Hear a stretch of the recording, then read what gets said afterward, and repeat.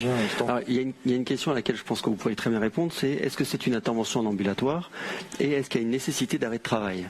Donc je pense que c'est très bien pour vous. Pas d'arrêt de travail, je suis restée 1 heure en clinique et puis je suis rentrée chez moi. Donc bon, c'est vrai que je m'étais arrangée pour me faire opérer pendant mes vacances. En général, je prends 3 semaines en été pour être sûr de ne pas attraper un virus comme je suis médecin.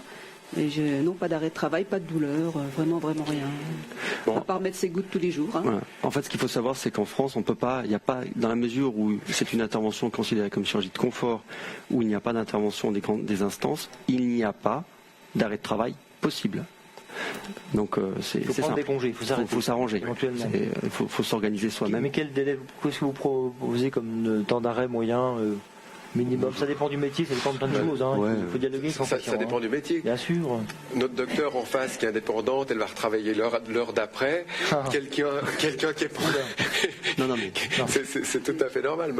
Maintenant, je pense que si on opère par exemple le vendredi, le lundi, la plupart sont 90% des patients ou 99% des patients peuvent retravailler. Il peut travailler même le lendemain. Mais c'est en fait pas toujours.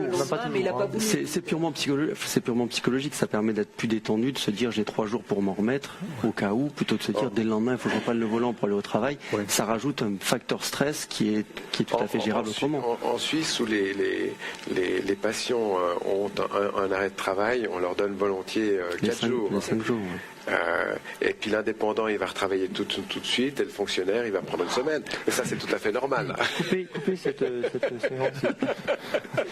Non, mais ce qu'on veut dire sincèrement, je pense, il y a 2 choses. Il faut bien discuter avec son patient pour évaluer ses besoins, car bien sûr, souvent le patient du vendredi au lundi est opérationnel, mais pas toujours. Alors ce qu'il faut éviter, si vous voulez, c'est un petit peu l'impasse. Moi, vous avez le VRP, si vous voulez, qui fait beaucoup d'ordinateurs et de routes. Je vais lui dire, écoute, la semaine suivante, pas forcément de s'arrêter, parce que ça lui coûte aussi forcément, mais peut-être d'éviter des grands trajets, de faire des trajets plus courts, des choses comme ça. Et d'osser les travails. Ne pas faire un comptable la veille du mois de mai où il y a tous les bilans, vous voyez, des choses comme ça, qui puissent prévoir un petit peu. Et puis, effectivement, nous, normalement, il est censé, le patient, poser des congés, puisque c'est de la chirurgie esthétique, malheureusement, c'est considéré comme esthétique, alors que c'est fonctionnel en réalité. Hein. Enfin, esthétique laïque.